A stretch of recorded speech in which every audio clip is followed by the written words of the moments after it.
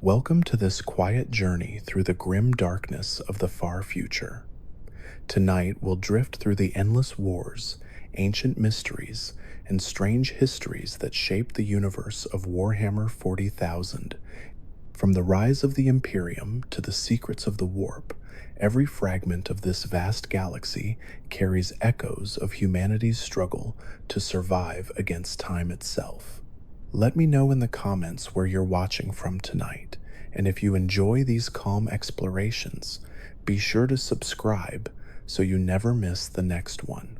The universe of Warhammer is set in the far future, across a galaxy that has known nothing but war for over 10,000 years. Humanity once stood at the height of its power, guided by the Emperor of Mankind, a being of unmatched intellect and psychic ability.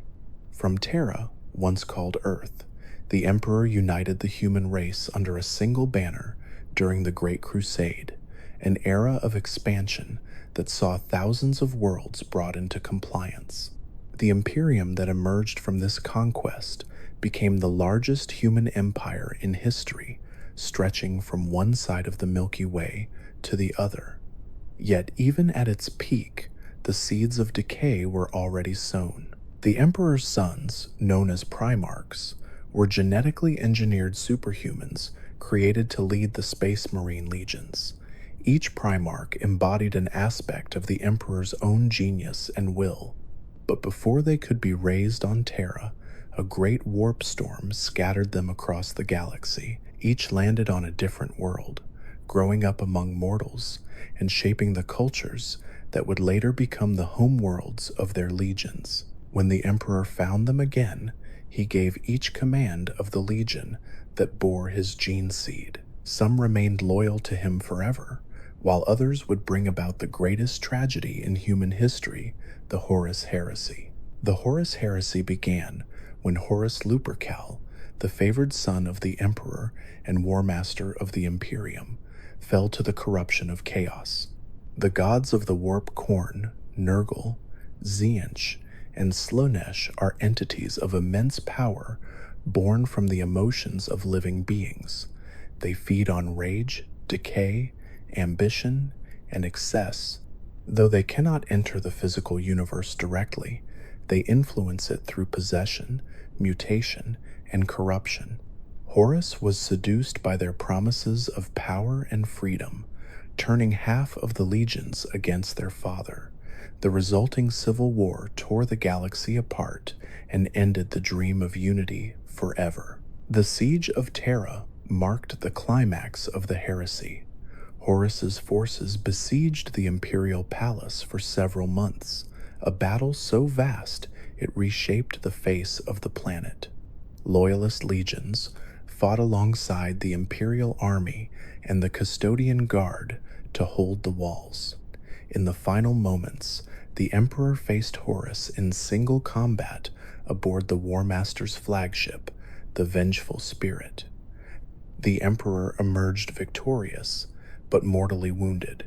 His body was placed upon the Golden Throne, a life support device that keeps his mind alive even 10,000 years later.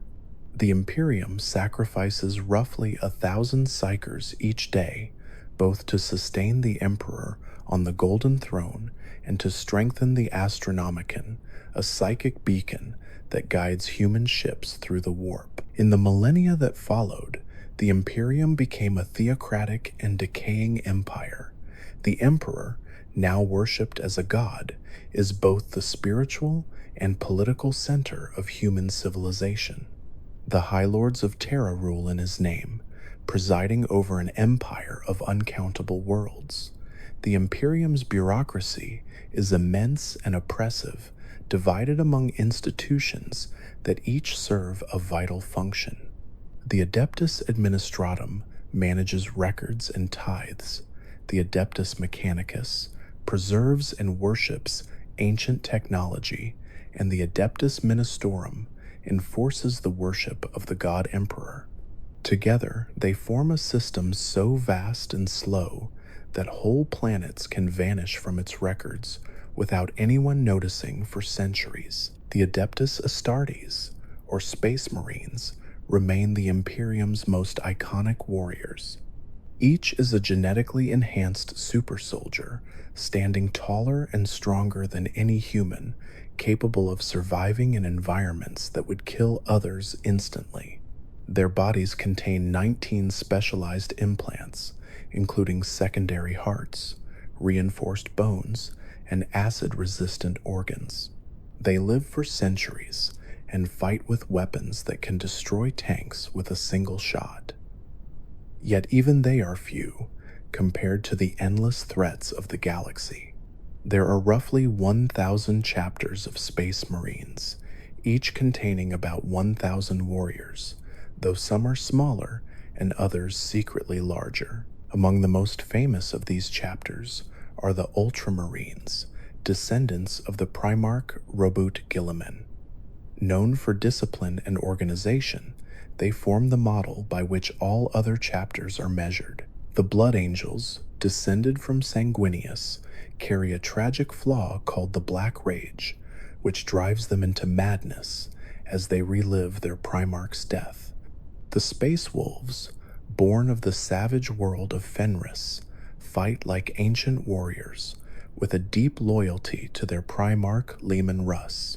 The Dark Angels, descendants of Lion L. Johnson, hide an ancient shame from the Horus Heresy and pursue their fallen brethren across the stars. The Adeptus Mechanicus, the technological priesthood of Mars, is one of the Imperium's most powerful and secretive organizations.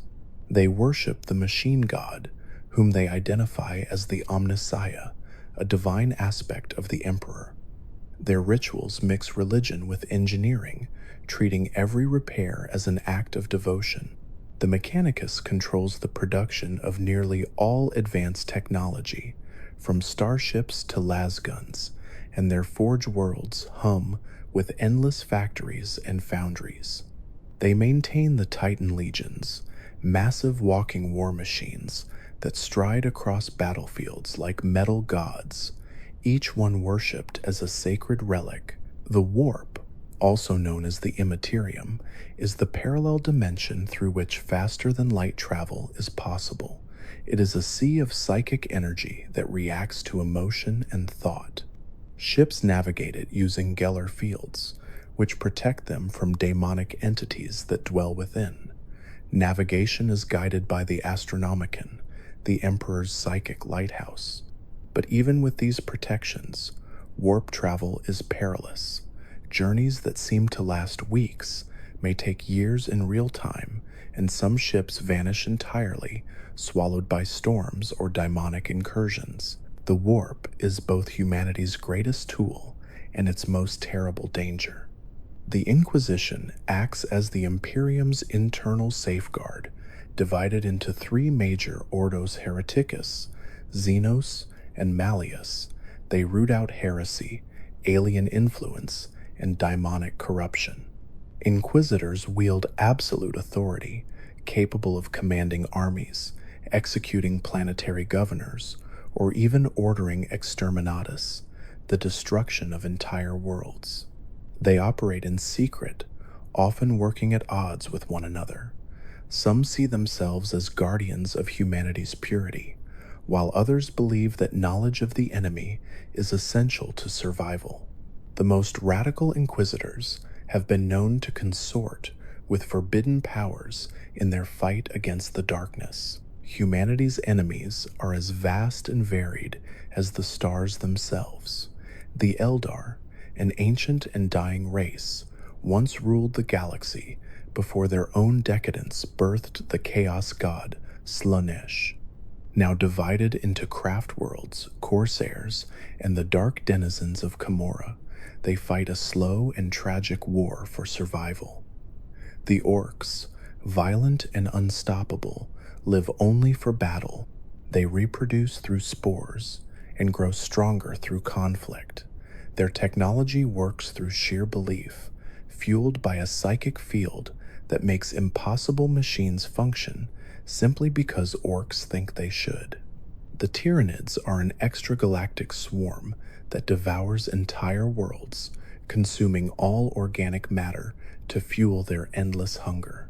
Then there are the Necrons, an ancient race of living metal who once ruled the stars long before humanity existed.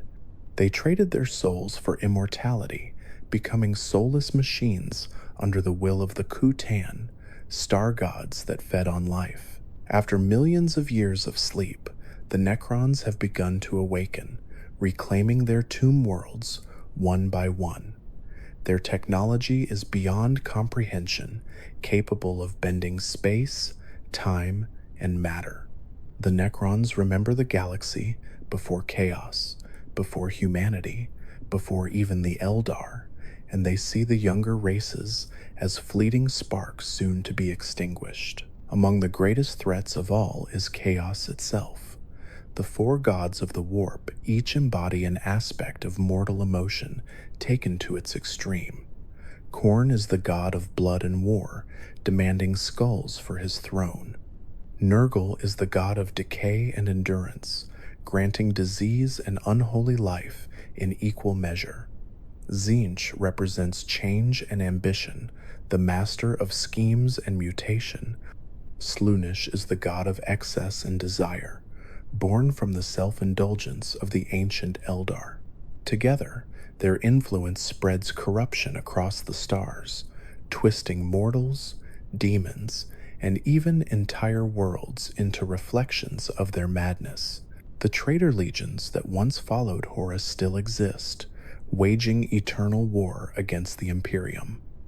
The World Eaters, followers of Khorne, revel in slaughter. The Death Guard, blessed by Nurgle, spread plague and despair wherever they go. The Thousand Sons, servants of Tzeentch, wield sorcery that defies reality. The Emperor's children, devoted to Slaanesh, pursue perfection through agony. The Black Legion, led by Abaddon the Despoiler, carries the banner of Chaos Undivided, launching 13 Black Crusades against the Imperium in his quest to finish what Horus began. Despite millennia of darkness, the Imperium endures. Its people live and die, never seeing the stars beyond their own world. Planets are divided into hive cities, forge worlds, and agri-worlds, each serving a specific function in the vast imperial machine. Hive cities reach kilometers into the sky, housing billions of people in layers of rust and filth. Forge worlds burn eternally as factories churn out weapons of war. Agri-worlds grow crops to feed the countless billions, their fields tilled by enslaved laborers. Each planet is a cog in a machine that grinds endlessly toward survival. The Astra Militarum, also known as the Imperial Guard, forms the backbone of the Imperium's armies. For every space marine, there are billions of guardsmen. They are ordinary humans armed with lasguns, flak armor, and unshakable faith. They fight not for glory, but because there is no alternative. Some regiments become legends: the Cadians, known for their discipline, the Catachans, jungle fighters, feared even by orcs, and the Death Corps of Krieg, soldiers born into endless war on a world of ash. They represent the resilience of humanity, proving that even without superhuman strength, courage can endure against impossible odds. In the grim darkness of the far future, there is only war. This phrase defines the setting, but it also captures its tragedy. Every victory comes at a cost. Every hero becomes a martyr, and every spark of hope is swallowed by the void. Yet even in this endless night, there are moments of defiance and beauty. A guardsman standing his ground against an alien horde, a tech priest whispering prayers to a machine spirit as it hums back in response, a sister of battle lighting a candle for the Emperor before marching into battle. In these small acts, the humanity of the Imperium survives. The Ecclesiarchy, known formally as the Adeptus Ministorum, serves as the spiritual heart of the Imperium. It is the state church of the God Emperor, spreading faith across 1,000,000 worlds.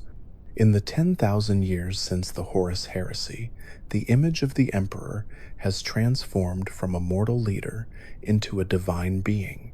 Billions pray to him daily, and entire planets are dedicated to worship alone. The ecclesiarchy controls cathedrals that reach into the clouds and shrines that stretch deep underground. Every sermon and chant echoes the same message that only through faith in the Emperor can humanity survive the darkness that surrounds it. Yet the ecclesiarchy was not always so dominant. In the early centuries of the Imperium, religion was banned by the Emperor himself. He saw faith as a tool of division, but after his near death during the heresy, the truth of his divinity could no longer be denied in the eyes of his followers. Over millennia, the ecclesiarchy grew in power until it rivaled the administratum and even the Inquisition. Corruption spread within its ranks, with high priests living in luxury while preaching humility. This imbalance led to one of the greatest internal conflicts in imperial history, the Age of Apostasy. During this era, a man named Gog Vondir rose to power as both ecclesiarch and High Lord of Terra. He ruled the Imperium through fear and tyranny, commanding armies of fanatics who obeyed his every word. Vandir's reign of blood lasted for decades, with countless innocents executed for imagined heresy. His power finally broke when the Custodian Guard led the Adepta Sororitas, then known as the Brides of the Emperor, into the imperial palace. There they saw the Golden Throne and realized that Vandir had been using the Emperor's name for his own ambition. Vandir was executed, and the ecclesiarchy was reformed under strict laws that prevented it from commanding men under arms. To enforce these laws, the Brides of the Emperor were reorganized into the Orders Militant of the Adepta Sororitas, the Sisters of Battle. These women became the armed wing of the Church, sworn to defend the faith through purity, devotion, and fire. They wield bolters and flamers in equal measure, and their hymns of praise ring out over the roar of battle. The Sisters of Battle are divided into several major orders, including the Order of Our Martyred Lady, the Order of the Bloody Rose, and the Order of the Argent Shroud. Each maintains its own traditions and saints, yet all share the same creed that faith is the greatest weapon of all. The power of faith in Warhammer 40,000 is not metaphorical. Belief itself can shape reality. The psychic energy that fuels the warp is influenced by emotion and conviction. When billions of people believe in the Emperor, that belief strengthens his presence in the warp and protects humanity from demonic invasion. This same principle allows saints and miracles to occur. Living saints are rare individuals who embody the Emperor's will so completely that they perform acts that defy science. Saint Celestine, for example, has been slain many times, yet rises again with burning wings to lead the faithful into battle. While the ecclesiarchy represents humanity's spirit, the Adeptus Mechanicus represents its mind. Their forge worlds are colossal planets covered in metal and machinery where factories burn day and night. The tech priests who serve the machine god replace their flesh with sacred augmentations, believing that the weakness of the body is an affront to perfection. Their rituals treat technology as holy scripture, and even the simplest repairs are accompanied by prayers and incense. The Mechanicus maintains ancient weapons whose blueprints are no longer understood. Many of these machines date back to the Dark Age of technology, a forgotten era when humanity's mastery of science reached its height. During the Dark Age of technology, mankind created artificial intelligences and vast colonies across the stars. But when those machines turned against their creators, a catastrophic war nearly wiped out all knowledge. What followed was the Age of Strife, a period of anarchy when warp storms cut off worlds from one another and psychic mutations ran rampant. It was from this chaos that the Emperor rose, using his powers to unify Terra. The Mechanicus preserves fragments of the technology from that lost age, but their fear of innovation has frozen progress. To question a machine's sacred design is heresy, and so the Imperium fights with weapons that are thousands of years old, maintained through ritual rather than understanding. Among the greatest creations of the Mechanicus are the Titans, colossal walking engines of war that tower over cities. Titans are categorized by their size and role. Warhounds act as scouts, Reavers serve as mainline battle titans, and warlords dominate entire fronts. At the pinnacle stands the Imperator, a moving fortress capable of leveling continents. Each titan houses a crew of priests and servitors bound to its machine spirit. When a titan walks, its steps cause the ground to quake, and its plasma weapons burn brighter than the Sunday.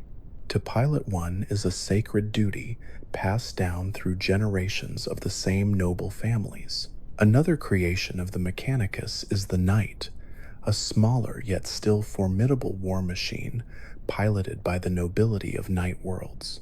These armored giants act as both warriors and rulers, defending their worlds in service to the Imperium. Each knight's throne is bound to its pilot through a neural link, forming a bond that can last lifetimes. When a knight dies in battle, its machine spirit mourns, and its armor is often entombed like a fallen hero.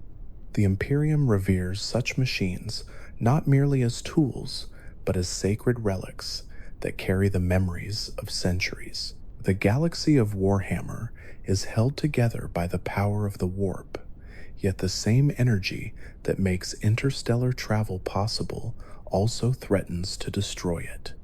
Warp storms can erupt without warning, swallowing entire fleets or cutting off worlds for centuries. The Eye of Terror, the largest warp rift in existence, is a permanent wound in reality created during the fall of the Eldar. Within it lies the twisted realm of the Chaos Gods, a mirror of the material universe where time and logic no longer hold meaning. The warp bleeds into real space through this tear, allowing daemons and corrupted fleets to emerge and wage war against the Imperium. Despite the ever-present danger, the Imperium continues to expand and endure. Every world in its domain pays tithes in men, material, and faith. Entire populations are raised to serve in the Astra Militarum, providing a constant stream of soldiers for the endless wars. Hive worlds like Necromunda and Armageddon produce billions of citizens packed into towering cities where the air itself is toxic. Forge worlds like Mars and Risa manufacture weapons for armies that never stop marching. Agra worlds feed these massive populations, their landscapes turned into vast fields worked by machines and servitors. The Imperium is a living organism built on sacrifice and duty, where the survival of the species outweighs the lives of individuals. The power structure of the Imperium is complex beyond measure. At its head are the High Lords of Terra, a council of 12 representatives from the major institutions of the Adeptus Terra. Each High Lord commands immense influence, yet even they act in ignorance of the Emperor's true will. Beneath them lie countless sub-departments, each responsible for specific aspects of governance, taxation, and war. The Adeptus Arbites enforce imperial law, serving as judges and executioners on every world. The Officio Assassinorum trains specialized killers to eliminate threats to the Imperium, from traitor governors to heretical priests. The sheer scale of the bureaucracy ensures that no one person can truly grasp the full scope of the empire. 10,000 years after the Horus Heresy, The Imperium faces threats from within and without. The Great Rift, a galaxy-spanning tear in the warp known as the Cicatrix Maledictum, divides the galaxy in two. Created during the 13th Black Crusade, led by Abaddon the Despoiler, it plunged half the Imperium into darkness where the Astronomican's light cannot reach. In this region, known as Imperium Nihilus, communication and travel are nearly impossible. Entire sectors are cut off, and worlds are left to fend for themselves against Xenos, daemons, and rebellion. Yet, amid this chaos, a new hope emerged in the form of a returning Primarch. Robut Guilliman, Primarch of the Ultramarines, was revived after 10,000 years in stasis and mortally wounded during the Horus Heresy by a poisoned blade. He had been preserved on Macragge in a state of suspended animation. Through the intervention of the Adeptus Mechanicus and the Eldar, he was restored to life and returned to lead the Imperium. Guilliman found an empire that was both familiar and alien, a civilization still worshipping his father as a god and bound by layers of corruption and decay. As Lord Commander of the Imperium, he launched the Indomitus Crusade, an immense military campaign to restore order to the galaxy. The Indomitus Crusade introduced the Primaris Space Marines, a new generation of warriors created from Guilliman's ancient genetic designs and perfected by the Archmagos Belisarius Cawl. These Primaris Marines are taller, stronger, and more resilient than their predecessors. They were deployed across the galaxy to reinforce existing chapters and form entirely new ones. While many welcomed them, some saw their creation as a sign of heresy or manipulation, fearing that even Guilliman's return could not undo the decay that defines the Imperium. Under Guilliman's leadership, the Imperium fights on multiple fronts. The Tyranid hive fleets consume entire sectors, their numbers beyond comprehension. The Necrons awaken from their tomb worlds, reclaiming the stars they once ruled. The Orcs gather in vast WAAGHs, sweeping across systems in tides of green fury. Chaos continues to pour from the Eye of Terror, with demonic incursions threatening to overwhelm Imperial defenses. Despite these endless wars, Guilliman seeks to reform the Imperium's broken institutions, re-establish trade routes, and remind humanity that survival is not yet lost. Even in the darkest moments, there are heroes who shine as beacons of hope. Commissars stand behind the lines of the Imperial Guard, maintaining discipline through fear and inspiration. Rogue traders venture into uncharted space, operating under charters that grant them near limitless freedom to explore, trade, and conquer. The Sisters of Silence, ancient allies of the Emperor, serve as psychic nulls who silence the warp around them, their presence painful to those who wield psychic power. Together, these figures form the living legends of the Imperium, reminders that even in the face of oblivion, humanity refuses to yield. Every fragment of the Warhammer universe reflects the same theme. The galaxy is vast beyond comprehension, filled with wonders and horrors in equal measure. There is beauty in its tragedy, a kind of poetry in its endless cycle of decay and defiance. The Imperium endures, not because it is just or wise, but because it cannot afford to die. Each world, each soldier, each whispered prayer contributes to its survival, and though the stars themselves may fade, the light of the Emperor continues to burn, faint and flickering, but eternal. Beyond the endless wars of humanity lie countless alien races, each shaped by their own long histories and struggles. The galaxy of Warhammer is ancient beyond reckoning, filled with civilizations that rose and fell long before the birth of mankind. Among them, the Eldar stand as one of the oldest and most tragic. They were once a race of near-immortal beings whose mastery of science and the warp made them the dominant power in the galaxy.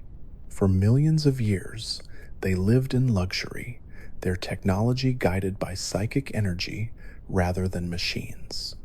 But over time, their perfection turned to decadence, and their hunger for sensation grew without limit. This corruption gave birth to something unimaginable, a new god formed from their excess. From the collective sins of the Eldar emerged Slaanesh, the chaos god of pleasure and pain. When this being awoke, its birth scream tore through the fabric of reality, annihilating the core of the Eldar Empire and devouring the souls of trillions. The event created a permanent tear in the warp, known as the Eye of Terror, a wound that still bleeds corruption into the galaxy. The few Eldar who survived did so by fleeing aboard enormous starships called craft worlds, each one a self-contained city and sanctuary drifting through the void. The people who dwell upon them are the craft world Eldar, who live disciplined lives devoted to psychic control and the preservation of their race. Each craft world follows the path system, a strict code that guides every aspect of life. An Eldar might walk the path of the artisan, the path of the seer, or the path of the warrior, focusing their soul on a single purpose to resist the temptations that once destroyed their civilization. The most skilled warriors become aspect warriors, disciples of the war god Kani, who embody specific martial philosophies such as the striking scorpion or the howling banshee. To die in battle is to risk one's soul being devoured by Slaanesh, and so each Eldar carries a spirit stone that traps their essence upon death. These stones are later placed within their craft world's infinity circuit, a psychic network that preserves their spirits for eternity. Yet not all Eldar chose the path of restraint. The Dark Eldar, who dwell within the twisted city of Komorog, embrace the old ways of cruelty and indulgence. They survive by feeding on the pain and fear of others, drawing life from suffering itself. Their technology is sleek and deadly, built for raids that strike from the shadows. Komorog exists within the webway, a labyrinth of tunnels hidden between real space and the warp, allowing the Dark Eldar to strike anywhere without warning. Their society is ruled by archons, homunculi, and witch cults, each competing for power through betrayal and bloodshed.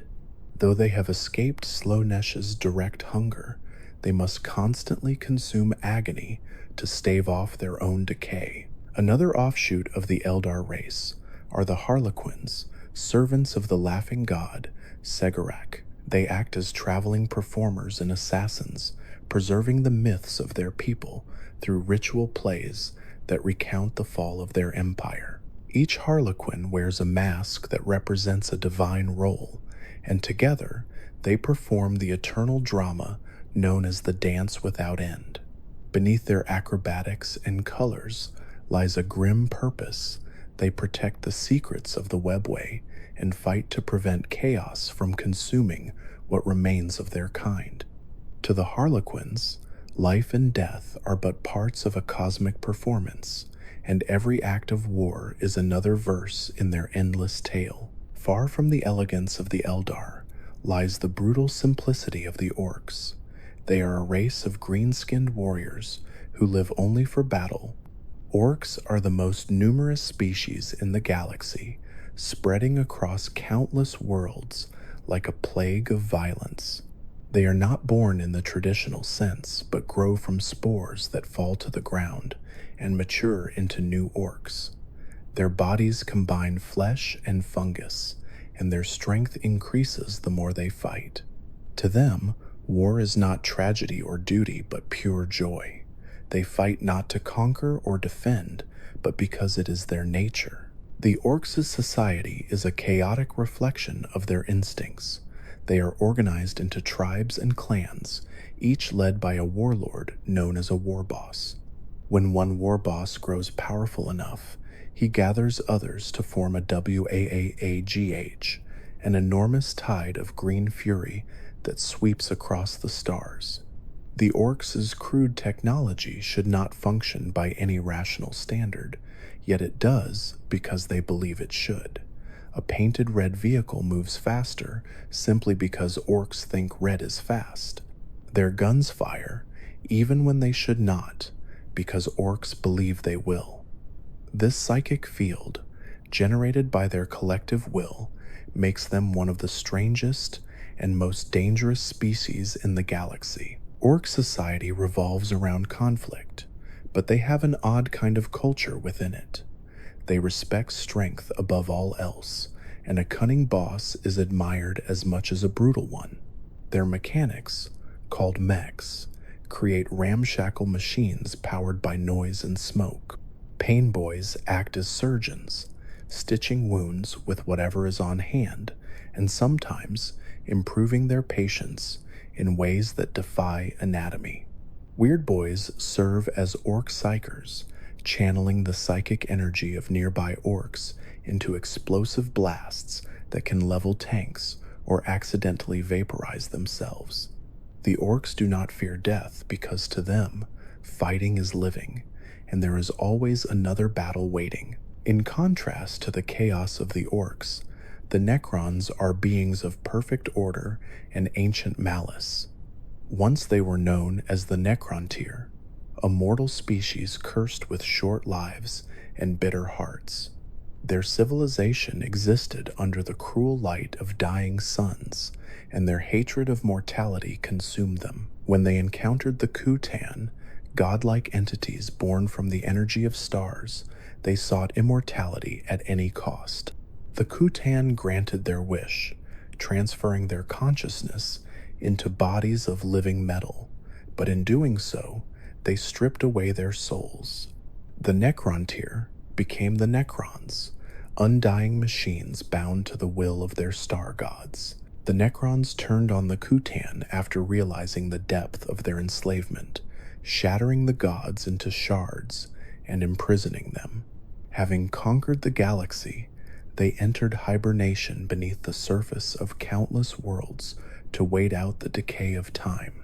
Now, millions of years later, they awaken once more, their tombs rising from the sands to reclaim their empire. Each dynasty is led by a noble who retains fragments of his old personality, though most have gone mad from the slow erosion of sanity.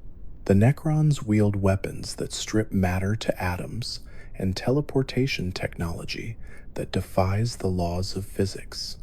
Their armies march in silence, their minds linked by undying will. Among the newer species in the galaxy are the Tyranids, an extragalactic swarm unlike anything seen before. They arrive from beyond the known universe, traveling in massive hive fleets that consume everything in their path. Each world they encounter is stripped bare of life, its oceans drained and atmosphere devoured. The Tyranids operate as a single organism, guided by the hive mind, a psychic intelligence that unites billions of creatures into perfect coordination. They communicate through psychic resonance, and when a Tyranid fleet approaches, the warp becomes choked with static, silencing communication and blinding navigators. Every Tyranid organism serves a purpose. The smallest are rippers, creatures that consume the dead and recycle biomass. Warriors serve as the spine of the swarm, while monstrous carnifexes and trigons crush tanks and fortresses. At the heart of each fleet are the hive ships, living vessels that spawn endless broods and digest the matter of entire planets. There is no diplomacy with the Tyranids, for they are not driven by ambition or hatred, only hunger. They do not seek conquest but absorption. Every species consumed adds to their genetic library, making the swarm stronger and more adaptable with each world it devours. The Imperium has faced several Tyranid invasions, each named as a separate Hive Fleet behemoth, Kraken, and Leviathan among the most infamous. Each attack has pushed deeper into Imperial space, and despite countless sacrifices, humanity has never truly defeated them. Whole sectors have been sacrificed, their suns destroyed, or their planets burned to deny the swarm its prey. The Tyranids adapt faster than any foe, evolving new forms within days to counter the weapons used against them. To fight them is to fight evolution itself, and every victory is temporary. On the far edge of the galaxy, another power has begun to rise, the Tau Empire. Compared to the ancient civilizations around them, the Tau are young, having existed for only a few thousand years.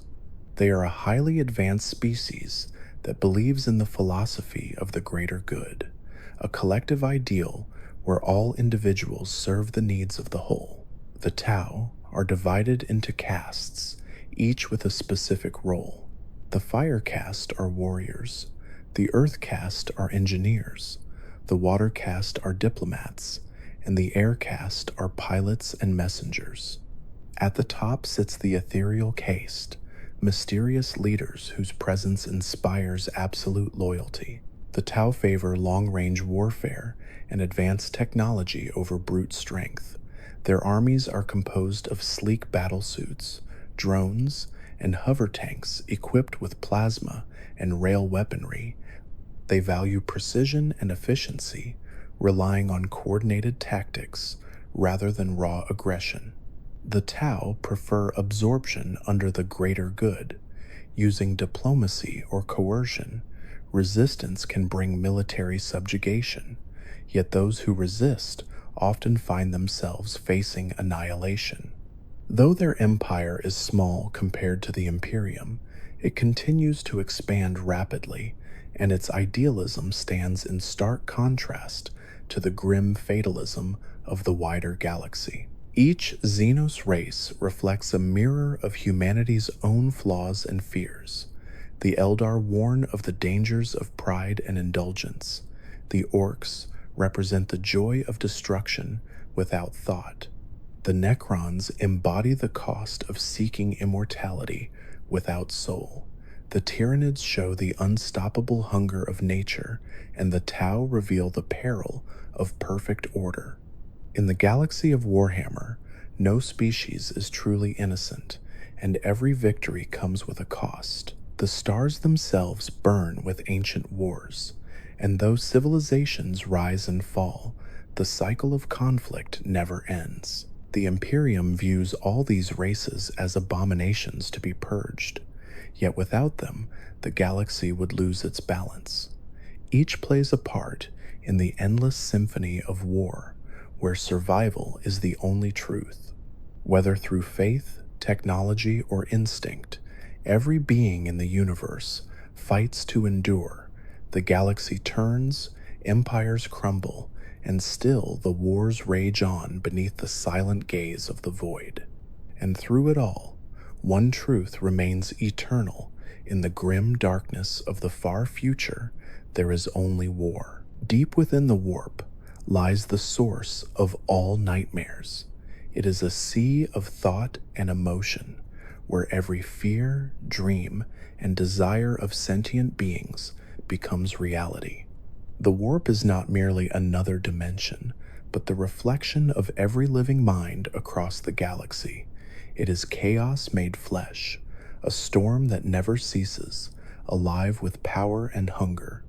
Within this endless tempest dwell the Chaos Gods, beings born from the emotions of mortals. They are eternal, vast, and utterly alien, feeding upon the very souls that created them. The first of these gods is Khorne, the Lord of Skulls and the god of war, anger, and blood. Every act of violence across the galaxy strengthens him. His throne is built from the bones of the slain, his voice the roar of battle. Khorne despises weakness and cowardice, rewarding only those who fight with strength and ferocity. His followers chant his eternal creed that blood must flow and skulls must be taken for his throne. Yet even in his brutality, there is a dark honor, for Khorne detests deceit. To him, combat is pure, and slaughter is the truest expression of life. Nurgle, the Plague Father, is the god of decay and rebirth. He embodies both suffering and endurance. From his garden within the warp, he cultivates plagues that spread through reality like seeds of corruption. His followers find comfort in his gifts, seeing disease not as punishment, but as transformation. They laugh as their flesh rots, finding joy in the inevitability of decay. Nurgle loves all his children equally, cherishing them as part of his grand cycle. In his paradox lies his horror, for he offers peace in surrender and eternity in corruption. Tzeentch, the changer of ways, rules over ambition, knowledge, and manipulation. Every plan, scheme, and act of progress feeds him. He is the god of sorcery and fate, his mind a labyrinth of infinite paths. His followers pursue forbidden knowledge, seeking to shape destiny to their will. Yet none can escape his influence, for every choice leads back to him. Even those who fight to resist him play into his designs. To serve Tzeentch is to chase perfection through change, but change has no end, and thus his servants are forever bound to his game. Slaanesh, the youngest of the gods, is the embodiment of excess and sensation. Born from the fall of the Eldar, this being thrives on pleasure, pain, art, and obsession. Slaanesh's realm is a paradise of torment, where every desire is fulfilled until it becomes agony. To followers of Slaanesh, existence itself is an endless pursuit of experience. Artists, warriors, and hedonists alike fall under their sway, seeking sensations so vivid they consume the soul. The god's beauty is both irresistible and fatal, for none who gaze upon it ever turn away. Together, these four deities form the core of chaos, a power that transcends time and logic. They are not simply evil, but the reflection of mortal flaws magnified to infinity. Every prayer of rage, every spark of ambition, every act of cruelty adds to their strength. Even those who hate them feed them, for emotion itself sustains the warp. The daemons that serve them are living manifestations of their essence. Bloodletters march in the name of Khorne, their blades forged from the hatred of 1,000 battles. Plague-bearers shuffle through clouds of rot in service to Nurgle. Pink horrors twist reality itself at Tzeentch's command, while the daemonettes of Slaanesh dance through the carnage, their every movement both alluring and lethal. The Eye of Terror remains their greatest doorway into reality. Within its swirling depths lie entire daemon worlds, realms where the laws of physics bend under the will of the gods. Planets of bone and brass drift beside oceans of blood. Mountains breathe, and stars scream. Mortals who enter the Eye are rarely seen again, for time moves differently within. To some, a day might pass while a millennium slips away outside.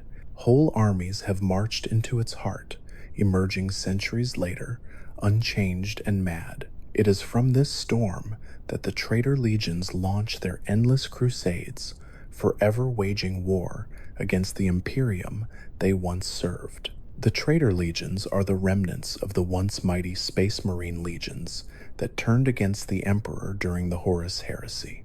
Each bears the mark of its chosen god or its own cursed destiny.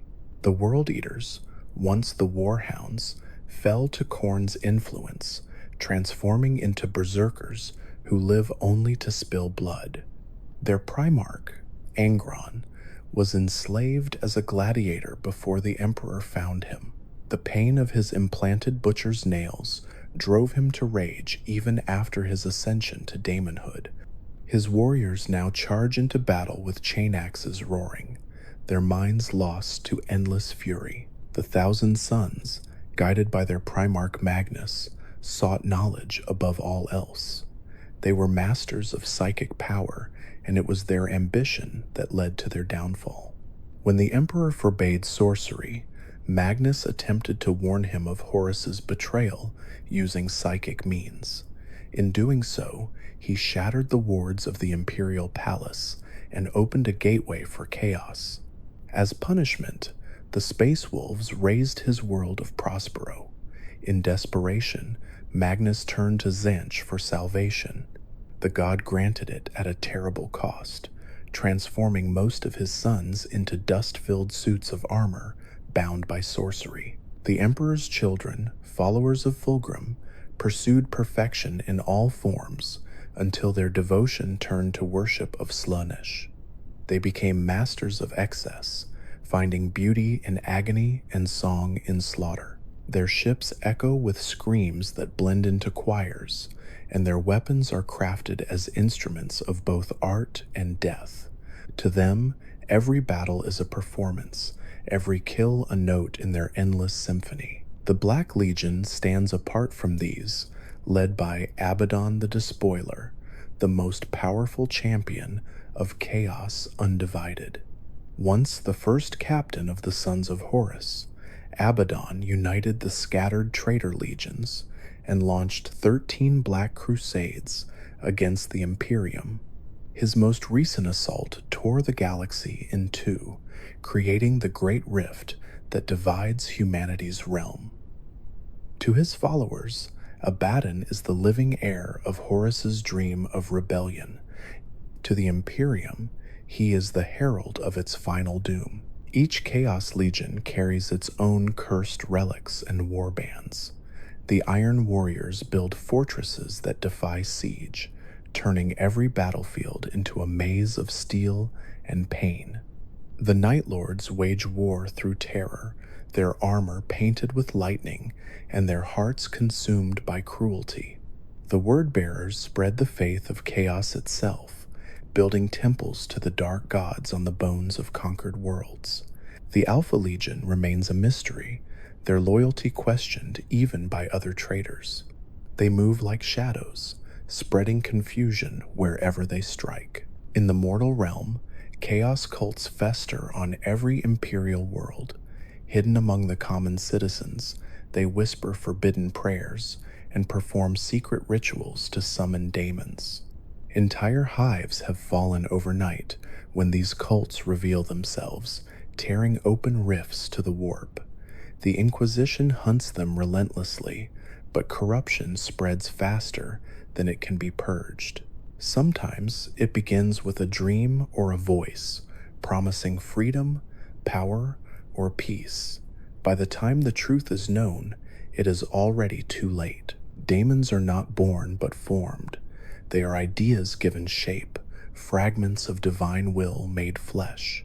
When they manifest, reality bends around them.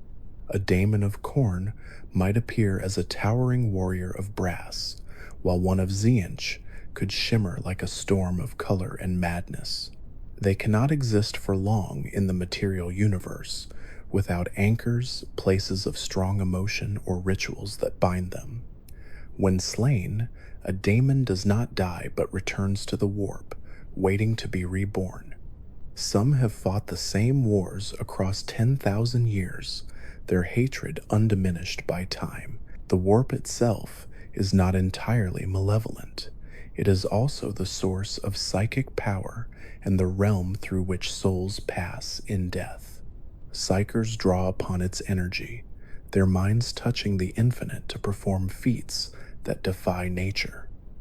They can heal, destroy, or see across vast distances, but every use of this power risks attracting the gaze of the warp's denizens. A single mistake can turn a psyker into a gateway for demonic possession.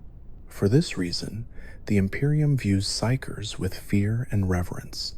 They are both weapons and liabilities, essential for communication and navigation, yet always one step away from corruption. The warp reflects the collective state of the galaxy. When war rages, It grows violent and unstable. When hope flickers, it calms. There are rare tales of tranquil regions, pockets where emotions align to form peaceful seas of light. But they are fleeting. The warp is alive and aware, watching and waiting for new dreams to feed upon. Its storms are called warp tides, and when they surge, entire sectors vanish behind impenetrable barriers. Some worlds trapped within emerge centuries later, their inhabitants changed beyond recognition. Others are lost forever. The Imperium's greatest secret is that it depends upon this chaos for survival. The Astronomicon, powered by the Emperor's spirit, is itself a controlled warp phenomenon. Without it, human ships could not travel between stars. The same warp that spawns daemons also carries the light that guides humanity through the void. It is both savior and destroyer, a reflection of the duality that defines the galaxy. For every act of faith, there is a whisper of corruption. For every prayer, an echo answers back. And so, the war between chaos and order continues without end. Every victory for the Imperium strengthens belief in the Emperor, and every atrocity feeds the dark gods. The balance shifts endlessly, neither side ever able to triumph completely. It is this eternal struggle that defines Warhammer, a universe caught between damnation and redemption, where even the purest intentions can lead to ruin. Across the galaxy, life within the Imperium is shaped by obedience, fear, and endurance. For most of humanity, the wars of gods and daemons are distant myths, but their consequences reach into every home, hive, and farm. On 1 billion worlds, people live and die beneath the rule of the ecclesiarchy and the iron hand of the Adeptus Terra. Every citizen is born owing service to the Emperor. From the moment they take their first breath, their lives are measured in labor, faith, or sacrifice. The Imperium is not a place of peace but of purpose, and even the smallest act of devotion is a contribution to humanity's survival. The vast majority of Imperial citizens live on hive worlds, planets so overpopulated that their cities stretch across continents. Towering kilometers into the sky and burrowing deep underground, hives are layered societies where the higher one lives, the greater their privilege. The upper spires glitter with wealth and light, home to nobles, merchants, and officials. Far below, the underhive rots in darkness, filled with the poor, the forgotten, and the lawless.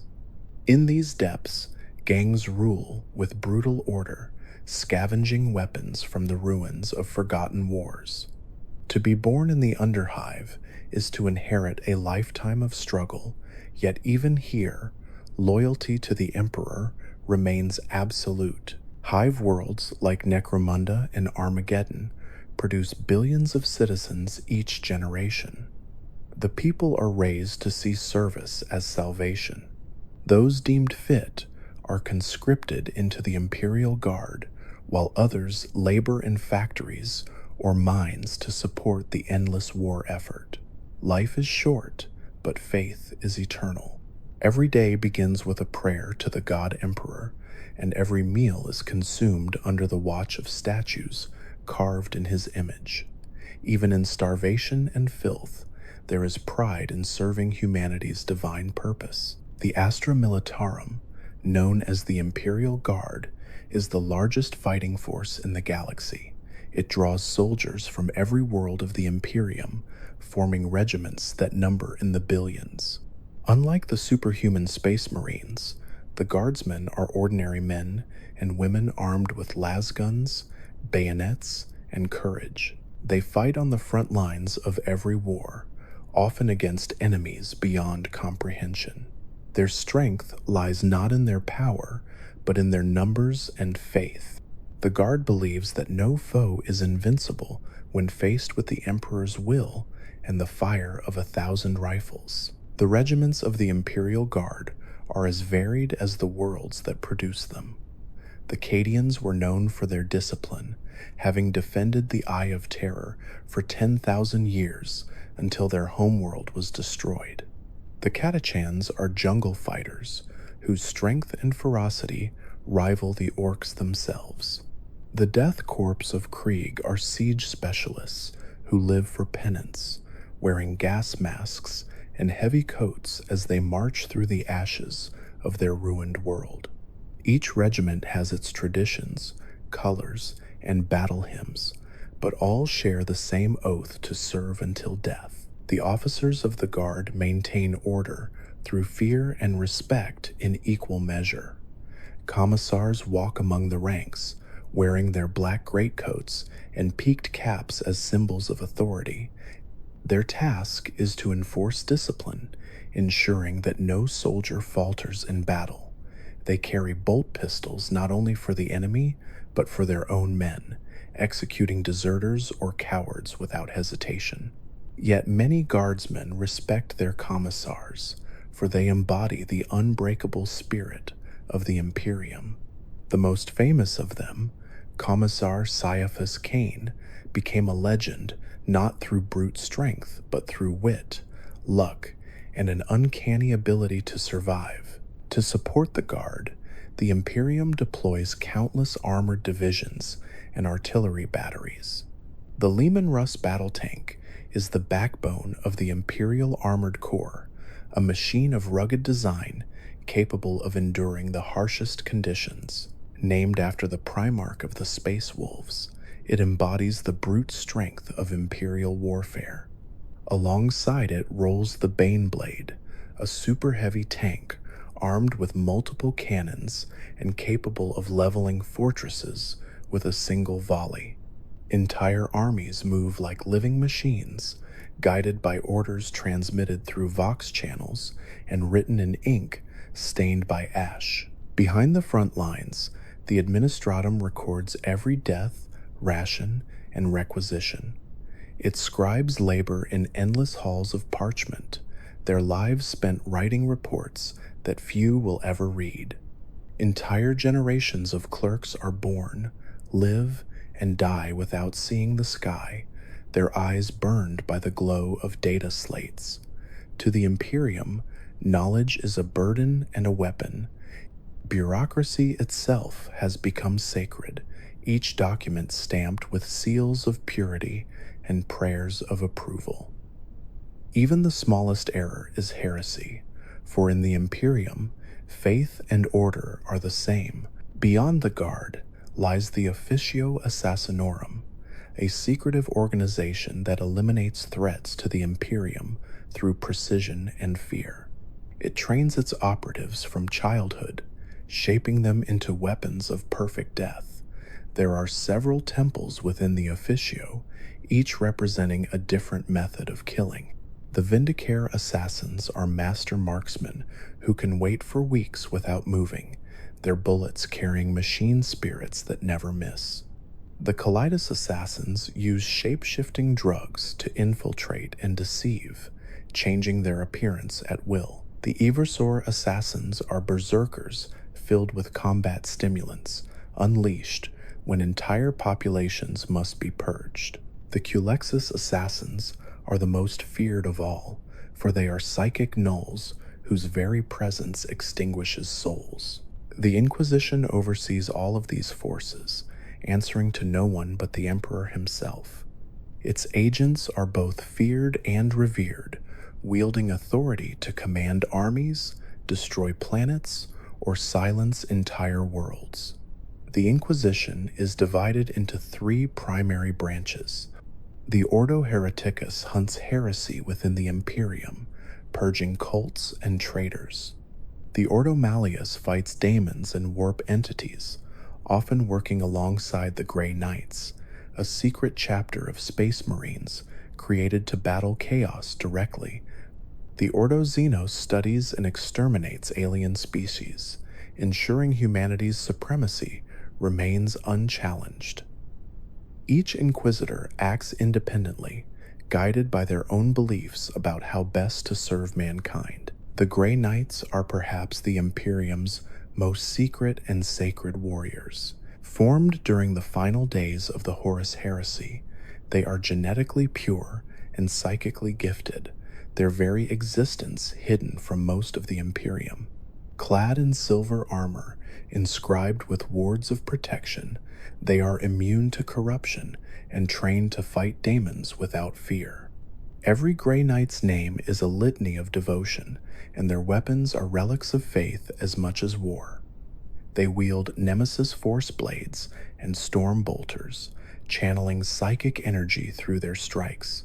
To witness a Grey Knight in battle is to see faith made manifest, for they fight not for glory, but for purity. Rogue traders exist at the opposite end of imperial society. They are explorers, merchants, and conquerors granted extraordinary freedom by ancient charters known as warrants of trade.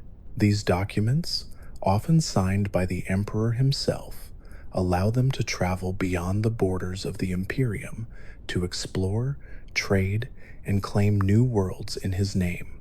A rogue trader's vessel is a city in space, crewed by thousands and armed like a battleship. They encounter alien species, lost colonies, and forgotten relics of the dark age of technology. Some return with unimaginable wealth and power. Others vanish into the void, becoming legends whispered in the taverns of voidfarers. For the ordinary citizen, life in the Imperium is a cycle of toil and prayer. Most never leave their birth world or see the stars beyond their hive. They live by the will of the Emperor, trusting that their suffering serves a greater purpose. Festivals of devotion are held on holy days, where citizens light candles beneath towering statues of saints. Processions fill the streets as priests chant hymns and recite tales of miracles performed in the Emperor's name. To live in the Imperium is to believe that faith alone stands between humanity and annihilation. Those who falter in faith are punished swiftly. The Adeptus Arbites, the Imperium's enforcers of law, maintain order through fear. They answer not to local governments, but to the High Lords of Terra. Their armor is black and unyielding, their judgment absolute. Rebellion, sedition, or blasphemy are met with death. The Arbites ensure that the Emperor's will is obeyed in every corner of his realm, from the wealthiest spire to the poorest slum, yet even they cannot watch all. Corruption seeps through the cracks of the Imperium's vast structure, and on countless worlds, governors rule like tyrants under the guise of faith. Despite the oppression, hope persists. Tales spread of saints who walk among the people, healing the sick, or leading armies of the faithful against impossible odds. The ecclesiarchy proclaims these figures as divine proof of the Emperor's love, canonizing them through miracles witnessed by entire worlds. Some are said to burn with holy light in battle, their weapons glowing with divine fire. Others die quietly, their sacrifice inspiring generations to endure. The line between myth and truth is thin in the Imperium, for belief itself can make miracles real. The sheer scale of the Imperium defies understanding. It spans millions of worlds, each unique and yet bound by the same unbreakable faith. There are desert planets where nomads pray to the Emperor beneath twin suns, ice worlds where miners carve cathedrals into glaciers, and ocean planets where floating shrines drift between waves. Each world pays its tithes in resources, soldiers, or relics, feeding the endless machine of war. And above them all, Terra stands as the beating heart of humanity, a planet of stone and metal, where the sky burns with the light of a million fires. Life under the Imperium is brutal, but it endures. Every citizen, soldier, and saint plays a part in the eternal struggle for survival. In this galaxy, where gods walk and stars die, the greatest miracle of all is that humanity, still fights. Whether through faith, duty, or sheer will, they continue to hold back the darkness, one sacrifice at a time.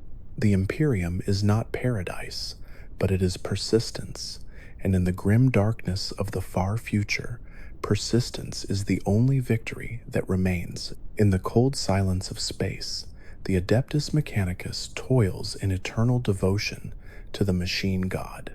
Their red-robed priests chant binary hymns as gears turn and plasma coils hum with energy. Theirs is a religion of steel and circuitry, a faith that sees the machine not as a tool but as a divine being. The Mechanicus believes that all knowledge is sacred and that the Omnissiah, their god, is the living embodiment of all technology in the universe. To them, every device possesses a spirit that must be appeased through prayer, incense, and precise ritual. A weapon will only fire when properly blessed, a ship will only sail when its spirit is soothed, and a machine's function is an act of worship in itself. The forge worlds of the Adeptus Mechanicus are industrial paradises and hells combined. Entire planets covered in metal serve as their temples. Mountains have been replaced by towers of smoke and fire, and oceans by seas of molten slag. The sky is thick with the glow of furnaces that have burned for millennia without rest. Each forge world operates under its own Magos Dominus, who oversees production, research, and faith. The most famous of these is Mars, the sacred homeworld of the Mechanicus and the seat of their greatest forges. Here, the cult Mechanicus worships the Omnissiah in grand cathedrals of metal, where the walls hum with energy and the floor vibrates with the pulse of reactors buried deep below. The origin of the Adeptus Mechanicus lies in the dark age of technology, a time when humanity reached the height of its scientific achievement. During that era, artificial intelligences known as the Men of Iron served mankind, building cities among the stars and machines that could think and create. Yet these creations turned on their masters, nearly wiping out humanity. The survivors learned to fear thinking machines, and knowledge of artificial intelligence was forbidden forever. The Mechanicus was born from this fear, replacing understanding with ritual. What once was science became religion. Every circuit and engine was treated as a relic, every schematic a piece of holy scripture. The Mechanicus preserves knowledge with obsessive care. When they recover a lost technology, they do not study it as a scientist might, but enshrine it as a relic of divine origin. Each discovery of an STC is a miracle capable of changing the balance of power across the galaxy. Many of these templates are incomplete or corrupted, and the Mechanicus spends centuries attempting to restore them. The loss of even a single file is considered heresy. Every member of the Mechanicus gradually replaces their flesh with sacred augmentations, believing that flesh is weak and that perfection lies in metal. They call this process the quest for knowledge, a spiritual journey toward union with the machine god. Over time, a tech priest may lose all traces of their humanity, their voices replaced by Vox synthesizers, and their thoughts translated into binary code. Some achieve near immortality by transferring their minds into machines. Their logic is cold, but their devotion burns brighter than any forge. Among them, the tech priests of the Magi rank are revered as prophets, and their words carry the weight of divine truth. One of the most sacred rituals of the Mechanicus is the rite of activation, performed whenever a great machine is awakened from slumber. The tech priests chant litanies, while acolytes anoint gears with sacred oils. Cables spark as power floods ancient systems, and the machine's spirit stirs. If the spirit is appeased, the machine roars to life. If angered, it may malfunction or even turn against its masters. To outsiders, these rites seem like superstition, but to the Mechanicus, they are communion with the divine. They believe that machines remember that they feel, dream, and suffer just as mortals do. The Scaterii are the soldiers of the Mechanicus, cybernetic warriors who serve as the armed arm of their faith. Each Scaterius is a fusion of man and machine, enhanced with mechanical limbs, neural implants, and targeting arrays. They march in perfect synchronization, their movements guided by data links connected directly to their commanders. They fight not for glory or conquest, but to protect the sacred forges and recover lost technology. Their devotion is absolute, for their flesh has been replaced with obedience. Scutari regiments are known for their silence. Their communications are made through bursts of binary code, and their loyalty is unquestioning. Beyond the Scutari are the Titans, the god machines of the Mechanicus. Each one is a cathedral of destruction, a walking fortress powered by reactors capable of leveling cities. Piloting a Titan is a spiritual act, for the pilots are bonded to its machine spirit through the mind impulse unit, allowing their thoughts to merge with the Colossus. Inside the cockpit, a princeps sits upon the command throne, while Moderati assist in controlling its vast weapons. The bond between pilot and machine is so deep that the death of one often means the death of the other. The Titan legions are organized into households and god engines, each carrying names that have echoed across the stars for 10,000 years. Among these towering war machines, the most powerful are the Imperator-class Titans, city-sized engines of war whose backs carry cathedrals and shrines. Their weapons can vaporize mountains and burn atmospheres. When an Imperator Titan walks, it is like a god descending to the battlefield. Entire armies march beneath its shadow, chanting praises to the machine god as it unleashes fire and thunder upon the enemy. Yet even these mighty constructs are revered not for their strength alone, but for the ancient lineage of their machine spirits. Some Titans have fought in thousands of wars, their hulls etched with prayers, their names spoken like saints. On Mars, beneath the red dust, lie the oldest secrets of the Mechanicus. The noosphere of the planet hums with data older than recorded history. It is said that deep within the forges lies the Dragon of Mars, an entity believed by some to be a shard of one of the Kutan, imprisoned by the Emperor himself. Whether myth or truth, the Mechanicus worships it as the Omnissiah's physical form. Pilgrims travel from across the galaxy to kneel before the sealed vaults, offering prayers in binary to the sleeping god within. The Emperor's connection to the Mechanicus is shrouded in mystery, but many within the cult believe that he is the Omnissiah incarnate, the divine union of flesh and machine. The relationship between the Mechanicus and the rest of the Imperium is one of uneasy alliance. Though they serve the Emperor, they do so according to their own faith, which often borders on heresy. The Imperium relies on them for weapons, ships, and machines of war, but the Mechanicus guards its secrets fiercely. Knowledge is power, and the Mechanicus shares it only when necessary. Some within the ecclesiarchy view them with suspicion, calling them idolaters who worship false gods of metal. Yet without the forges of Mars, the Imperium would grind to a halt. Every lasgun, every starship, every tank bears the mark of the Cog Mechanicum. The most brilliant of all tech priests in the modern era is Archmagos Dominus Belisarius Call. He is said to be more machine than man, his consciousness fragmented across countless bodies and data cores. For 10,000 years, he has worked to fulfill the orders of Rabut Gilliman, who tasked him with finding a way to strengthen humanity's defenders. Call's greatest creation was the Primaris Space Marine, a new generation of super soldiers designed to surpass their predecessors.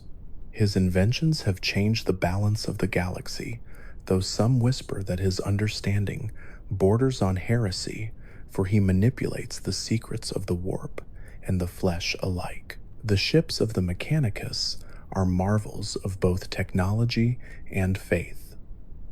Void ships stretch for kilometers, their hulls carved with holy sigils and reinforced with adamantium. Within their halls, tech priests maintain engines older than most civilizations. Each plasma reactor is a shrine, tended by adepts who sing hymns to keep it stable. Travel through the warp is guided by the machine spirit of the ship and the prayers of its crew. Every voyage is a pilgrimage, every jump a leap of faith.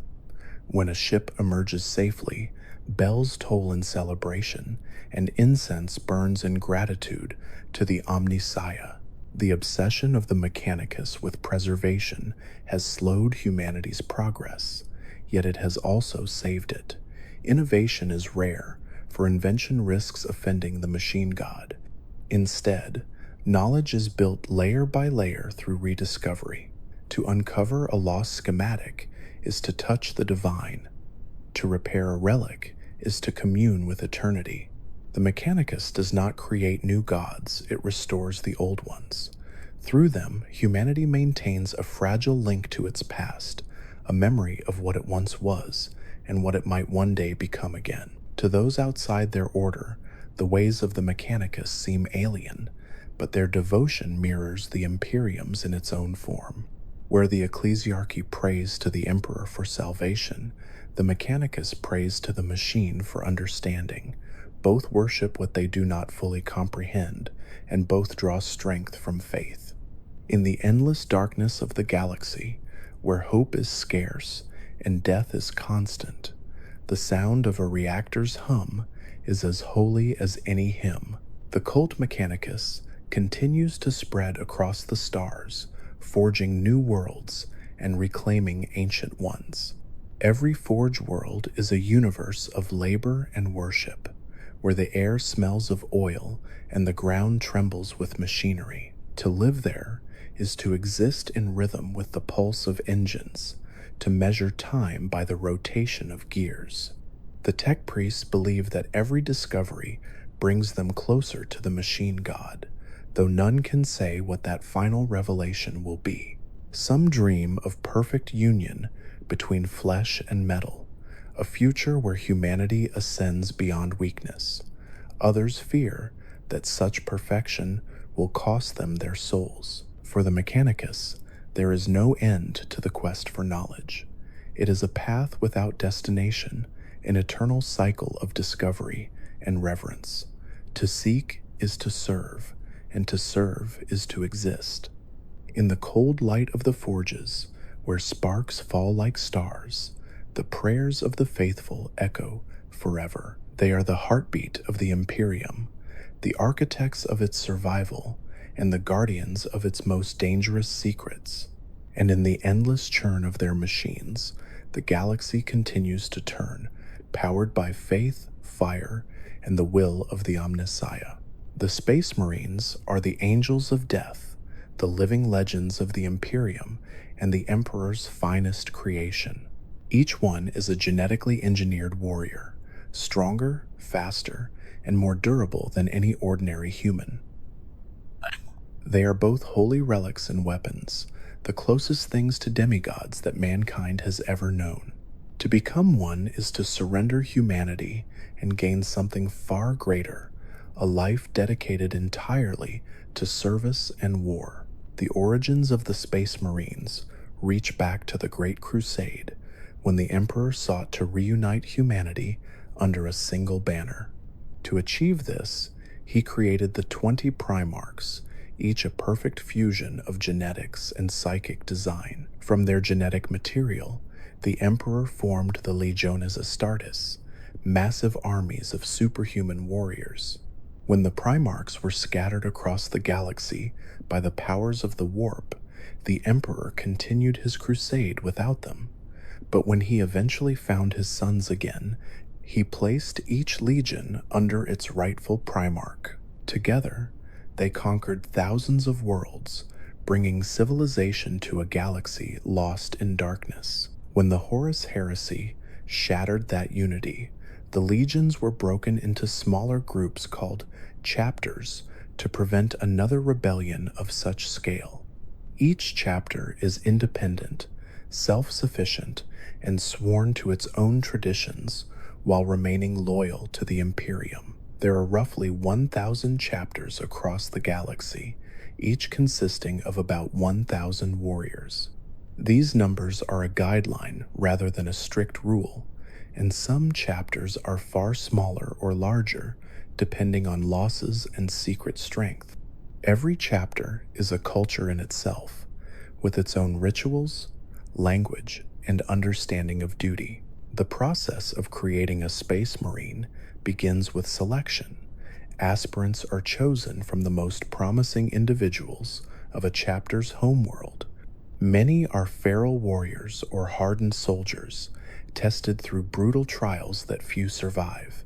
Those who endure are implanted with 19 specialized organs, known as the gene seed. These organs reshape the body from the inside out, enhancing strength, reflexes, and endurance. A Space Marine can survive wounds that would kill a normal man instantly, breathe in toxic atmospheres, and live for centuries. Training is as much spiritual as physical. Recruits are indoctrinated into the chapter's history, learning its sacred oaths and battle hymns.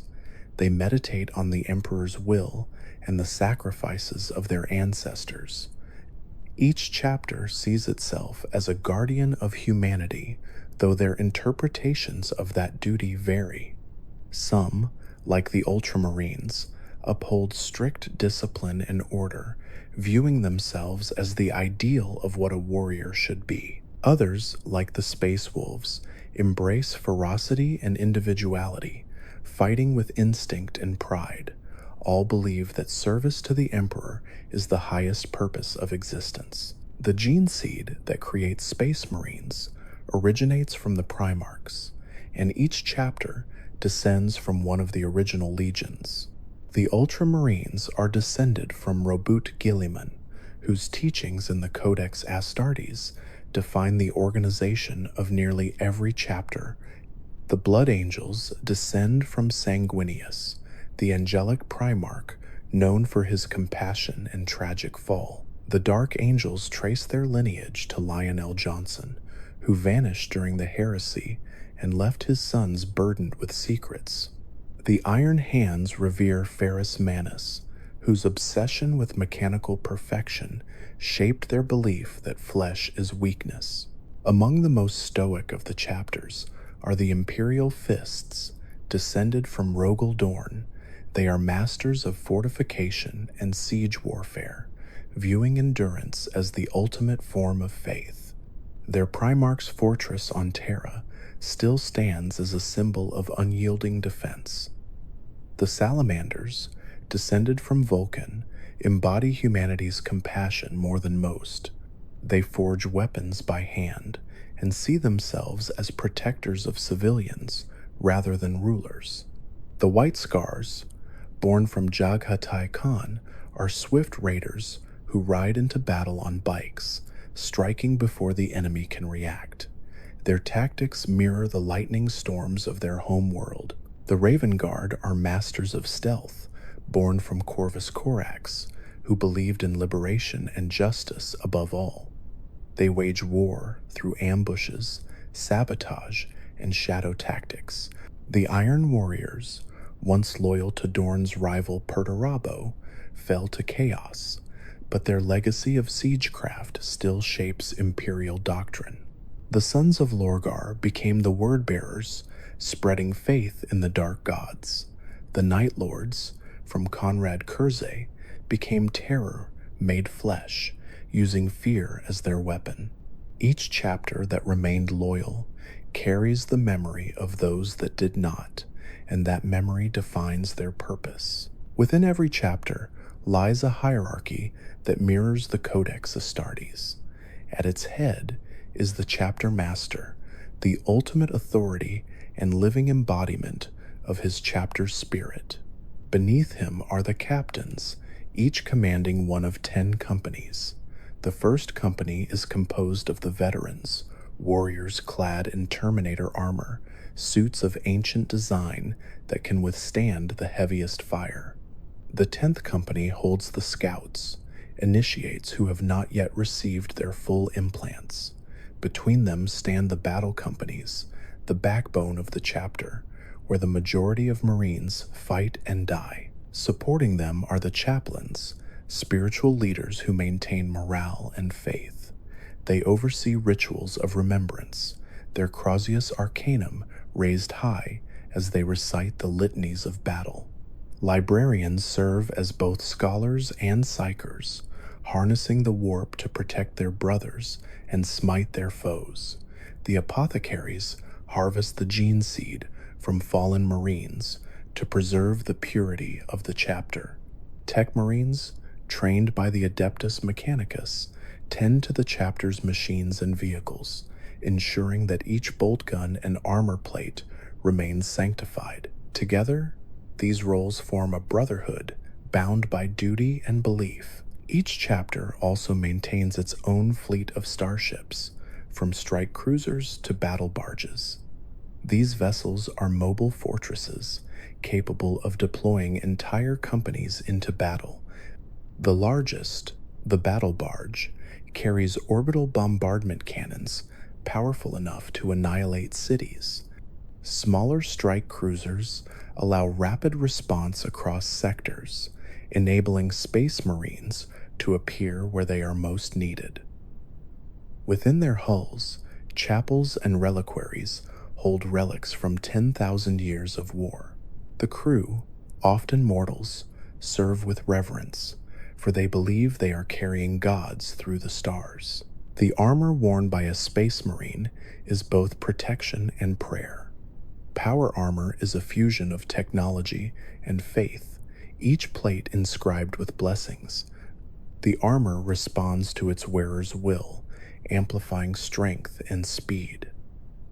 The most common design is the Mark VII Aquila pattern among classic Astartes, named for the twin-headed eagle on its chest.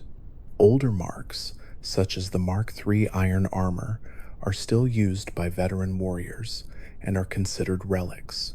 Each suit has a machine spirit that must be respected.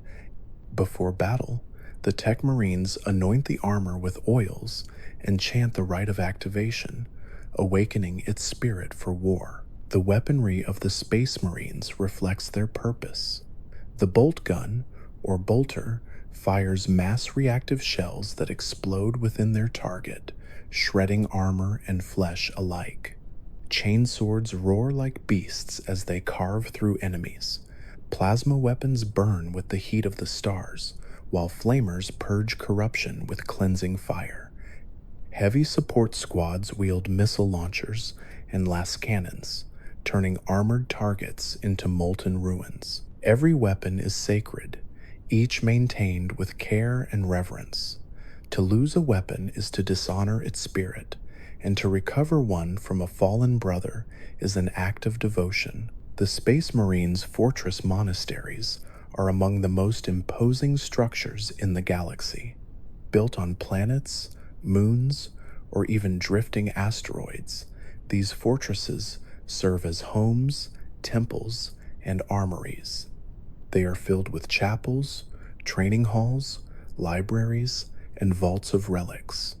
The Ultramarines' home on Macragge stands as a shining example of order and civilization, while the Blood Angels' citadel on Baal is surrounded by deserts of crimson dust. The Space Wolves dwell in the icy fortress of the Fang, carved into the mountains of Fenris, where great halls echo with songs of battle. Every fortress monastery is a reflection of its chapter's soul. The rituals of the Space Marines bind them across centuries. They mark their armor with purity seals and oaths of moment before every battle. Afterward, they hold ceremonies to honor the fallen, their names inscribed in the annals of their chapter. Some warriors bear the scars of 100 wars, their skin tattooed with prayers and victories. Others remain silent, speaking only in battle. The camaraderie between brothers is deeper than blood, for they are not men, but legends forged in the Emperor's image. Though the Space Marines are humanity's greatest defenders, they are not without flaws. Their devotion sometimes turns to pride, and their isolation from humanity leads many to see themselves as separate from those they protect. Entire chapters have vanished into the warp, declared lost or declared heretics. Others have been consumed by mutation or madness. The Inquisition watches them closely, though even it fears their wrath. Yet for every fallen chapter, countless others continue to fight, holding the line against the horrors of the galaxy. In recent years, the creation of the Primaris Marines by Belisarius Cawl has changed the balance of the Adeptus Astartes. These new warriors are larger, stronger, and faster than their predecessors.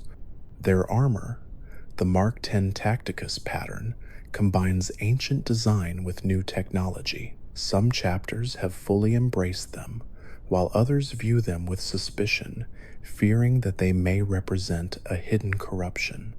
Despite these doubts, the Primaris Marines have fought valiantly, their arrival reinforcing the Imperium during its darkest age.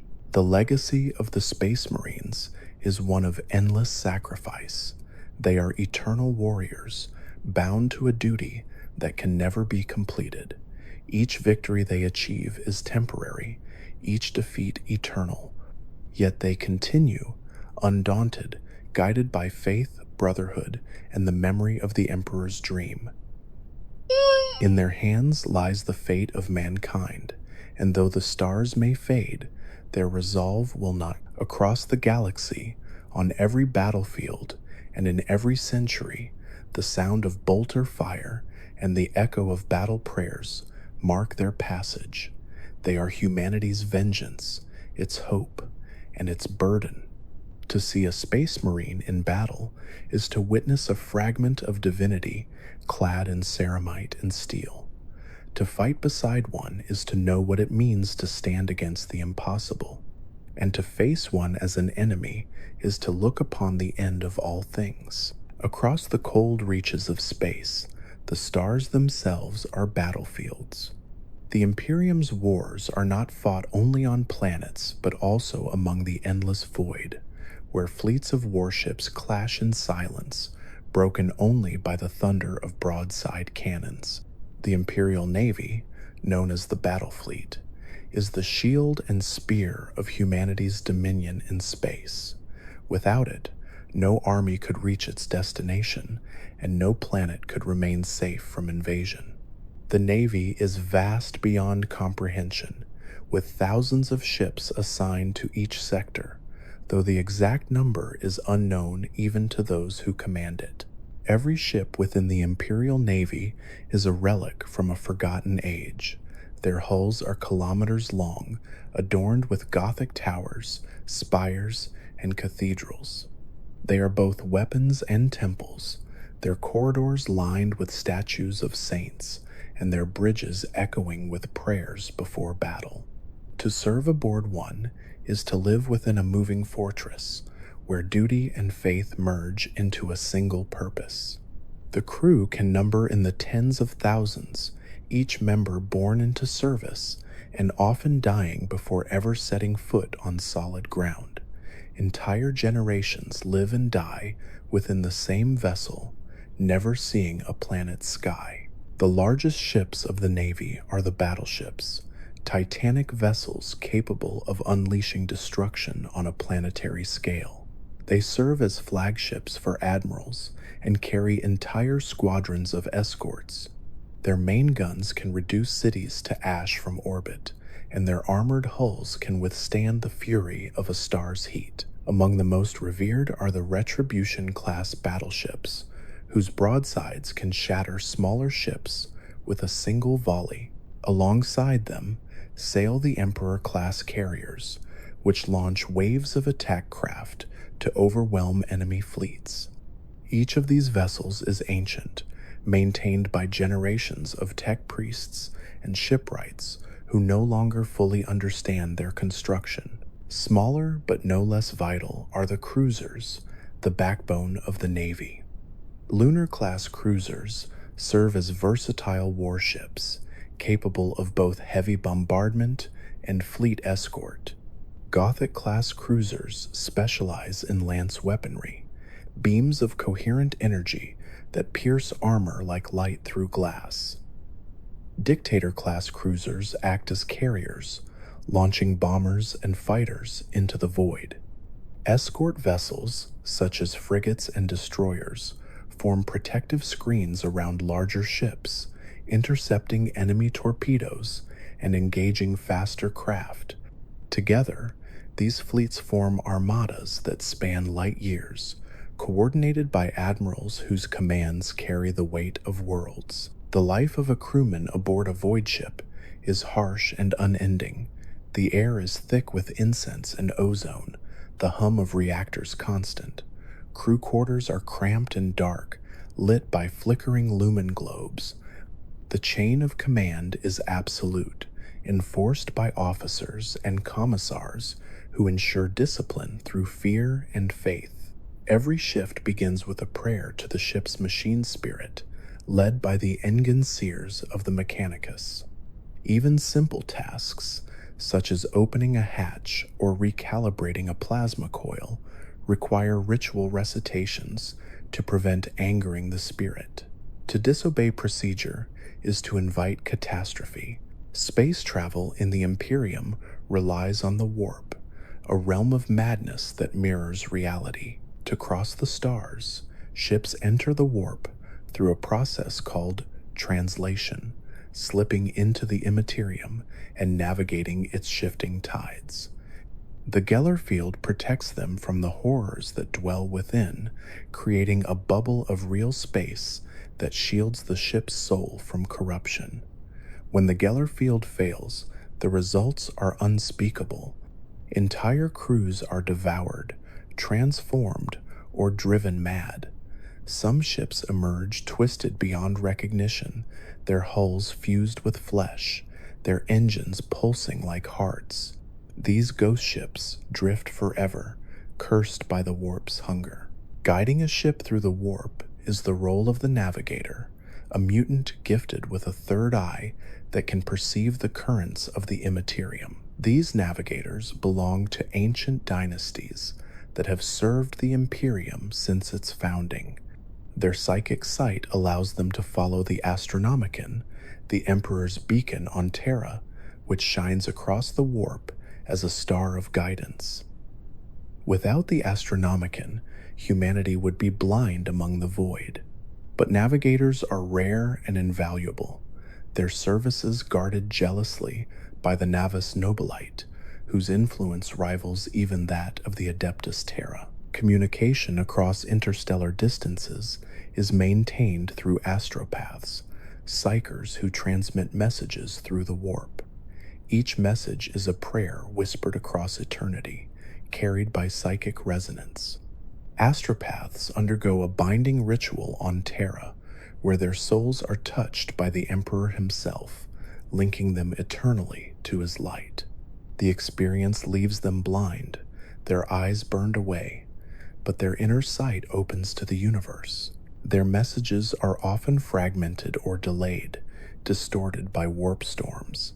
A simple command may take months to reach its destination, and by the time it arrives, the situation it addresses may already have changed. The logistics of the Imperium's wars are staggering. Every campaign requires the movement of billions of soldiers, millions of tons of supplies, and entire fleets of ships. The Departamento Munitorum oversees this monumental effort, coordinating production and distribution across the galaxy.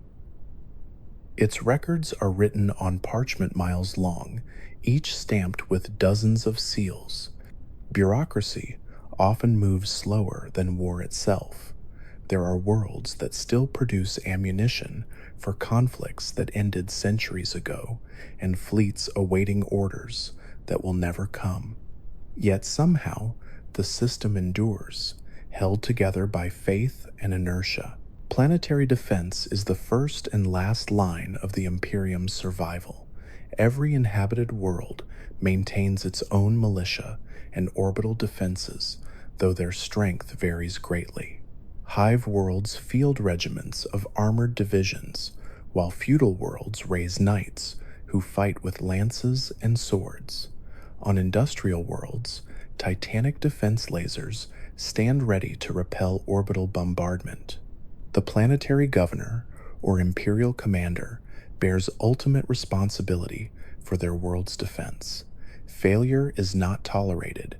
When a planet falls due to negligence, the Inquisition or the Arbites may enact exterminatus, purging the world entirely to prevent the spread of corruption. Exterminatus is the most dreaded order in the Imperium. It is the deliberate destruction of an entire planet, sanctioned only in the most dire circumstances. When a world becomes irredeemably corrupted by chaos, consumed by Xenos infestation, or lost to rebellion, exterminatus ensures that nothing remains. The means vary: cyclonic torpedoes that ignite the atmosphere, viral bombardments that dissolve flesh and stone, or orbital lasers that turn oceans to steam. Billions perish in moments, their death seen as a necessary sacrifice for the survival of the species. It is both a punishment and a mercy, for in the Imperium, death is often kinder than damnation. The Imperial Navy does not act alone. It works in conjunction with the Adeptus Astartes, the Inquisition, and the Mechanicus. A Space Marine strike force may deploy from orbit, descending in drop pods that crash through enemy lines like meteors. The Inquisition may commandeer entire fleets in pursuit of heresy. The Mechanicus may accompany expeditions to recover lost technology. Every arm of the Imperium's war machine operates according to its own codes, yet all serve the Emperor's will. Coordination is imperfect, but faith bridges the gaps that logic cannot. Ship-to-ship combat in the void is an art of patience and fury. Engagements take place across thousands of kilometers, with ships maneuvering through the darkness like predators. Orders are shouted through Vox channels, and gun decks ignite in light as macro cannons unleash barrages of shells the size of tanks. Torpedoes streak through space, their engines leaving trails of fire. When two fleets close the distance, the battle becomes a symphony of destruction, each broadside a verse in the Imperium's endless hymn of war. Boarding actions follow, where squads of soldiers or space marines breach enemy hulls and fight in corridors filled with smoke and blood. Despite its vastness, the Imperial Navy is never enough. There are always more wars than ships, more cries for help than answers. Admirals make impossible decisions, abandoning worlds to save others, sacrificing fleets for the greater good. The void is merciless, and so are those who command within it.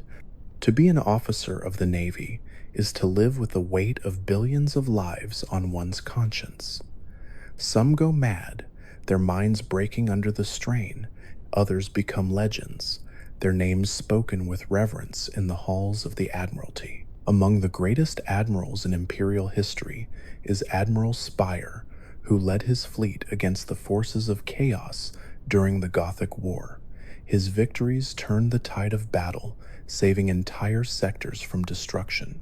Another legend is Admiral Ravensburg, who commanded the battle fleet Gothic during the defense of the Segmentum Obscurus.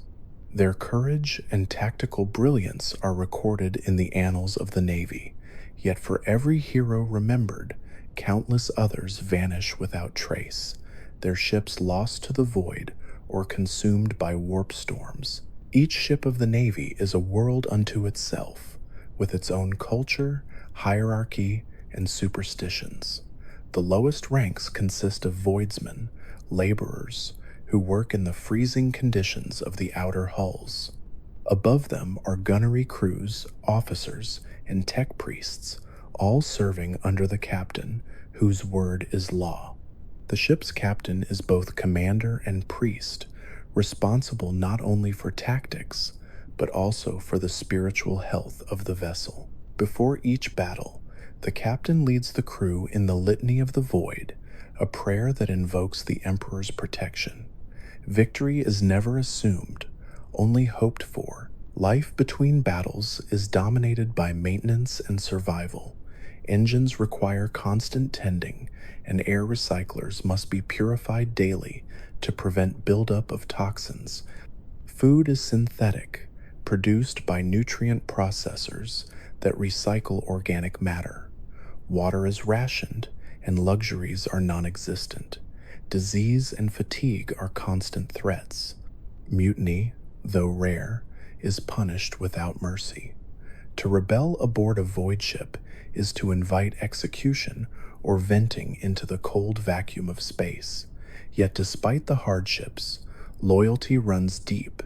For many crew members, the ship is their home, their faith, and their grave. The Imperial Navy's fleets stretch across the 5 major segmenta of the galaxy. Each segmentum command oversees thousands of worlds and maintains its own battle fleets. The segmentum Solar, based around Terra, is the most heavily defended region of all, guarding the Emperor's throne world with fleets of unmatched power. The segmentum Obscurus watches over the Eye of Terror, forever locked in war against the forces of chaos. The segmentum Tempestus, Pacificus, and Ultima each bear their own endless conflicts, from orc invasions to Tyranid incursions. Every fleet fights alone, connected only by the Emperor's light. Even as the galaxy burns, the Imperial Navy continues to launch new ships from the forges of Mars and other shipyards. Each new vessel is blessed before its maiden voyage, its name chosen from ancient tomes of heroes and saints. The moment it first enters the void, bells ring across the shipyards, and hymns are sung to welcome it into the Emperor's service. Many ships will never return, but their sacrifice is recorded in the archives, another spark of humanity's defiance against the dark. In the silence between the stars, the glow of a ship's engines is a promise that humanity endures. Every vessel, from the smallest escort to the mightiest battleship, carries with it the prayers of billions and the burden of history. The Imperium's fleets are not just weapons, but symbols, proof that even in the cold void, where hope is scarce and death is infinite, mankind still dares to reach for the light. The ecclesiarchy stands as the spiritual heart of the Imperium, the living church of the God Emperor of mankind. It is both faith and government, a force that unites billions across the stars through worship. To the common citizen, the Emperor is not merely a ruler, but a God whose light holds back the darkness. His image is carved into the walls of cathedrals that stretch for kilometers, painted across banners carried into battle, and whispered in every prayer that begins and ends each day. The Imperium is more than an empire of steel. It is a civilization of faith, built upon the belief that devotion is survival. The Adeptus Ministorum, as the ecclesiarchy is formally known, governs this religion. Its priests and cardinals oversee countless worlds, ensuring that loyalty to the Emperor remains absolute. From the towering palaces of Terra to the smallest chapel on a frontier moon, the ecclesiarchy's reach is endless. They maintain the rituals that define human life: baptism in sacred oils, blessings before work, confession before death. To live without faith is to court heresy. To doubt is to invite damnation. The Imperium does not merely encourage belief, it enforces it. The Ecclesiarch, the supreme head of the Ministorum, wields influence second only to the High Lords of Terra. His word shapes policy, and his decrees can ignite holy wars that span entire sectors. Yet even he must bow to the shadow of the Emperor's will. The Church itself is divided into countless orders, from humble preachers who walk the streets of hive cities to grand confessors who command armies. Many of them live lives of luxury, surrounded by gold and marble, but others wander the wastelands, spreading the word with nothing but their voices and their faith. The Sisters of Battle, known formally as the Adepta Sororitas, are the armed arm of the ecclesiarchy. They are warrior nuns, trained from childhood to fight in the Emperor's name. Each sister is chosen from the Schola Progenium, institutions that raise the orphans of imperial officers and heroes. From a young age, they are taught discipline, devotion, and the art of war. When they come of age, they are clad in power armor, inscribed with prayers, their bolters adorned with purity seals, and their hearts filled with zeal. They are not merely soldiers, they are martyrs in waiting. The Adepta Sororitas were born from reform. Centuries ago, during a time of corruption within the ecclesiarchy, the Church maintained armies in violation of imperial law. When this was discovered, the decree passive was issued, forbidding the Ministorum from maintaining men under arms. In response, the Church created the Orders Militant, composed entirely of women. In this way, the Sisters of Battle were formed, allowing the ecclesiarchy to maintain its might while obeying the letter of the law. Since then, they have fought as the purest symbol of faith, untainted by greed or doubt. There are several major orders militant, each with its own focus and traditions. The Order of Our Martyred Lady is the most famous, known for its black armor and red cloaks. It was founded in honor of Saint Catherine, one of the original saints of the Adepta Sororitas. The Order of the Bloody Rose is fierce and impetuous, favoring close combat and fire. The Order of the Valorous Heart embodies endurance and courage, known to stand their ground even when outnumbered 100-1. The Order of the Sacred Rose fights with serenity and precision, their calmness in battle reflecting their faith in the Emperor's plan. The sisters' devotion manifests not only in discipline, but in miracles. In the grim darkness of the galaxy, where superstition and faith blur into one, there are countless accounts of divine intervention surrounding the Adepta Sororitas. Bolter shells striking only heretics, flames that refuse to harm the faithful, and wounds that close through prayer alone.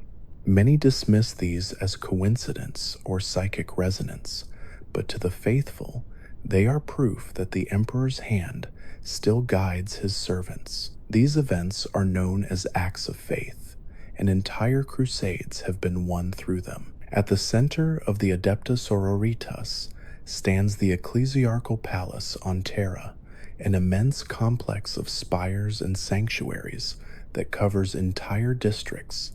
Within it lies the Convent Sanctorum, home to the most senior sisters. The Convent Sanctorum trains the leaders of the Orders Militant, preparing them for roles as canonesses, the commanders of their respective orders. A canoness must embody both faith and tactical mastery, leading not only through command, but through example. When she marches into battle, her presence inspires entire armies. The sisters are not the only branch of the ecclesiarchy. The missionaries travel to the edge of the Imperium, spreading the word of the Emperor to worlds newly rediscovered.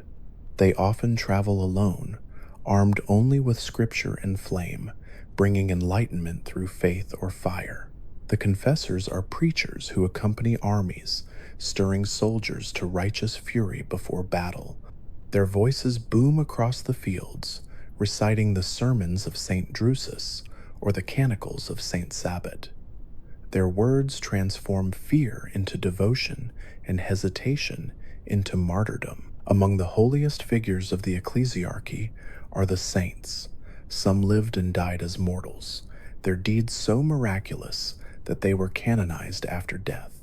Others are living saints, individuals touched directly by the emperor's light, who walk the battlefield surrounded by divine radiance. Saint Celestine is the most revered among them, known to have been resurrected multiple times, her wings of light leading the faithful into victory. Wherever she appears, hope returns, and even the most jaded soldiers kneel in awe. To witness a living saint is to see proof that the emperor's spirit still watches over mankind. The ecclesiarchy also maintains relics that are said to hold fragments of divine power. The sword of Saint Catherine, the shroud of Saint Silvana, and the bones of countless martyrs are displayed in shrines across the galaxy. Pilgrims travel light years to gaze upon them, believing that even a glance can grant blessings. Relic worlds thrive entirely on this devotion, their economies built upon worship.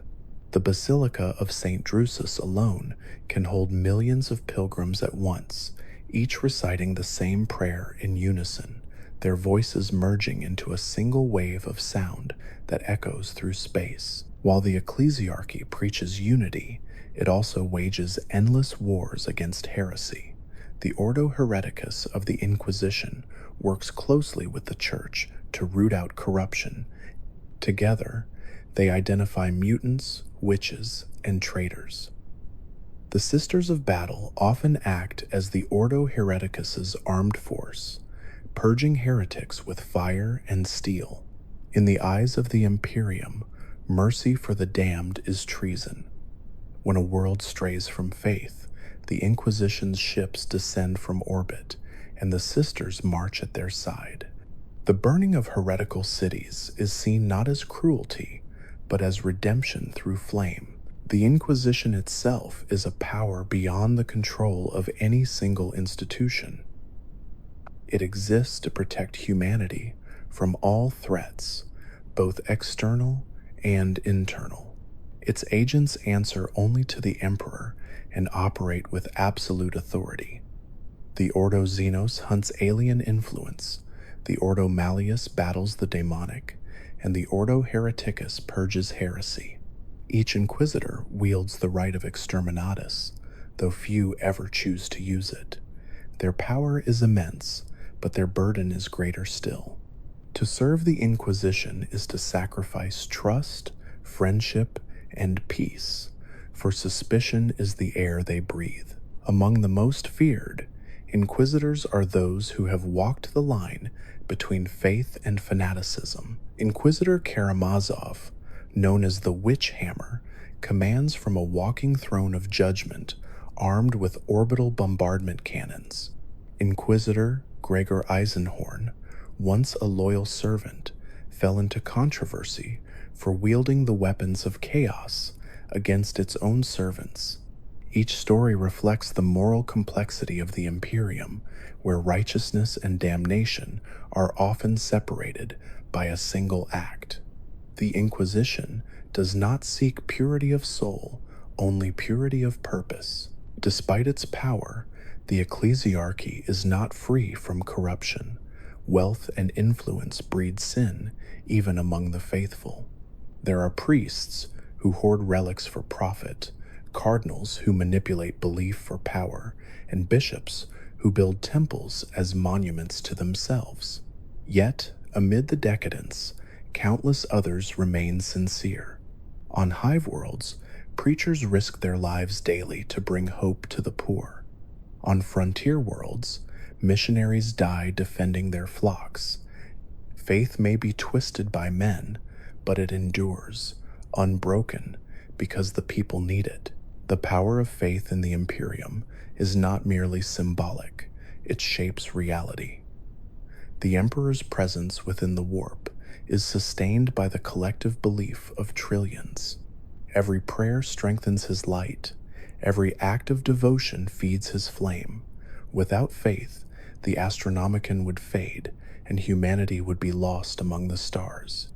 In this way, the Imperium's religion is both its salvation and its curse. The same belief that binds humanity together also ensures that change is impossible, progress is heresy, and ignorance is safety. Still, for the people of the Imperium, faith is all they have. When they labor in factories that never sleep or fight in wars without end, the knowledge that the Emperor watches over them is the only comfort. His light may be distant, but it is constant. In the darkness of the galaxy, where gods and monsters contend for souls, the simple prayer of a believer shines brighter than any star. And as long as that faith endures, so too does mankind.